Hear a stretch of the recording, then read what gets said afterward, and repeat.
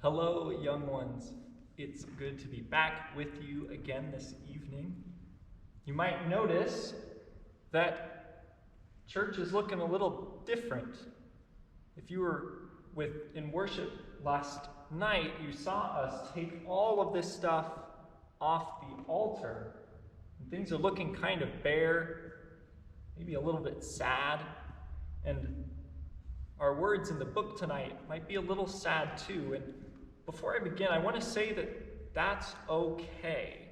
It's okay to be sad or confused with what's happening this week because, Easter is fun. Easter is wonderful and happy.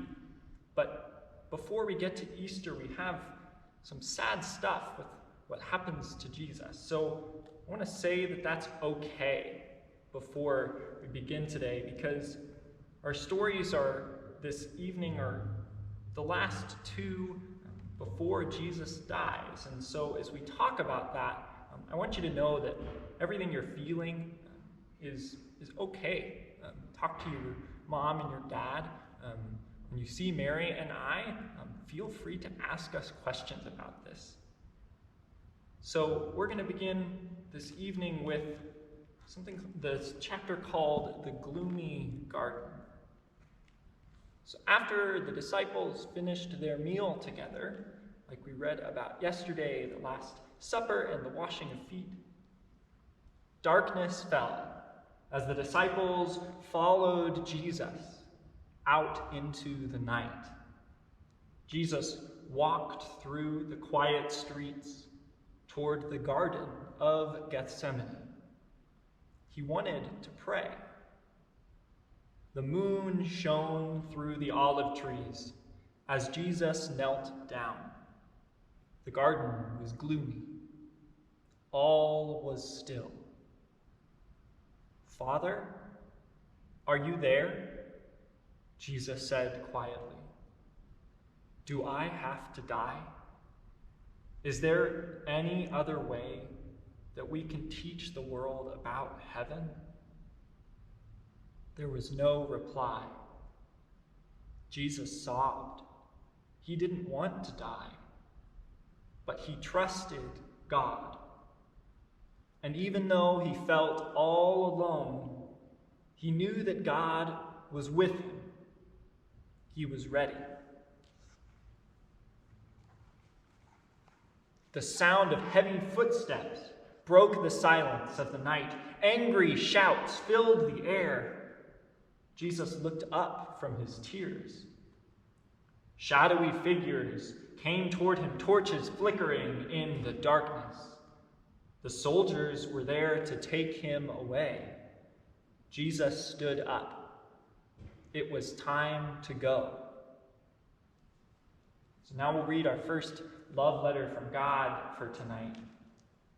Dear child, have you ever felt alone like Jesus did that night?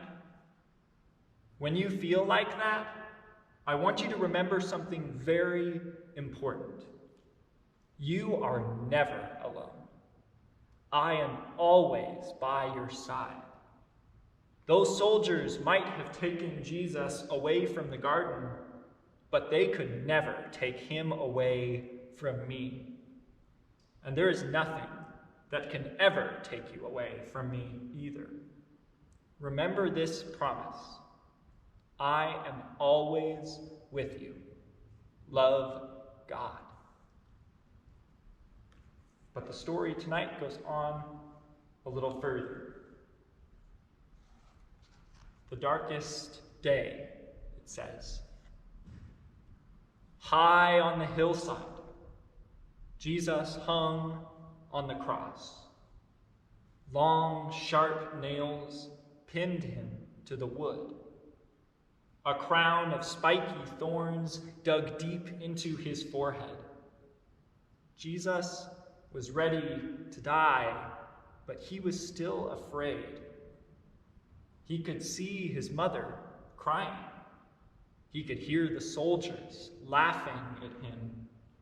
He could feel the sharp nails through his hands and his feet. Jesus cried out. He could not move. He could not breathe. He felt all alone.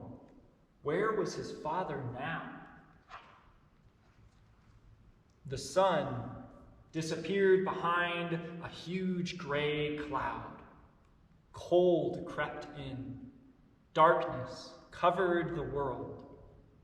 Jesus closed his eyes. He bowed his head. He took one last breath.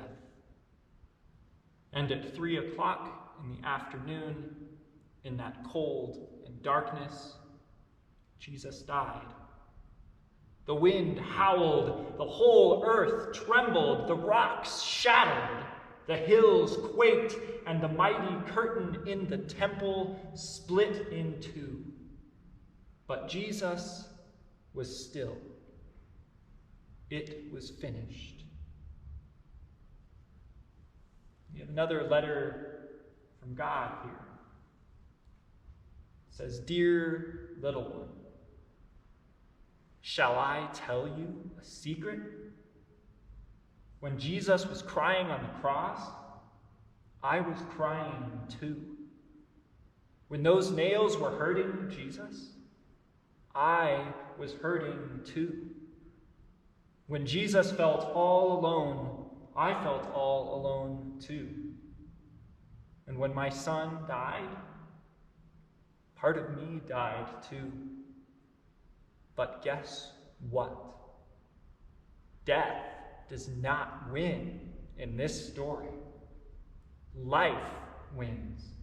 Love wins. My promise to Jesus was that nothing could separate him from my love. And that is the same promise that I give to you. Love God."